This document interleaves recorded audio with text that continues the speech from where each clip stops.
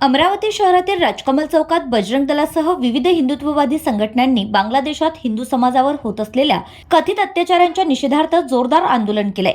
या आंदोलनात सहभागी झालेल्या कार्यकर्त्यांनी बांगलादेश सरकारविरोधात घोषणाबाजी करत हिंदू नागरिकांवरील अन्याय थांबवण्याची मागणी केली आहे। हिंदूंवरील अत्याचार बंद करा, अल्पसंख्याकांची सुरक्षा बांगलादेश सरकारने करावी अशा घोषणांनी संपूर्ण परिसर दणाणून गेला।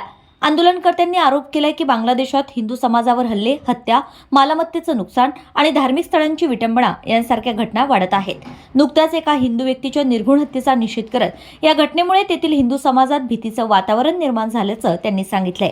या गंभीर परिस्थितीकडे आंतरराष्ट्रीय समुदायाने लक्ष द्यावं आणि संयुक्त राष्ट्रसंघासह मानवाधिकार संस्थांनी हस्तक्षेप करावा अशी मागणी यावेळी करण्यात आली आहे। दरम्यान आंदोलनाच्या काळात राजकमल चौक परिसरात काही काळ तणावपूर्ण वातावरण निर्माण झालं होतं, मात्र पोलिसांनी तत्काळ बंदोबस्त वाढवून परिस्थिती नियंत्रणात आणली।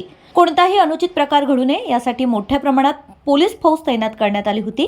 या आंदोलनात बजरंग दलासह विविध हिंदुत्ववादी संघटनांचे पदाधिकारी, कार्यकर्ते आणि नागरिक मोठ्या संख्येने सहभागी झाले होते। अखेरीस बांगलादेशात हिंदू समाजाच्या संरक्षणासाठी ठोस आणि प्रभावी पावले उचलावीत अशी मागणी करत आंदोलन शांततेत संपन्न झालं। प्रतिनिधी सागर डोंगरे, अमरावती।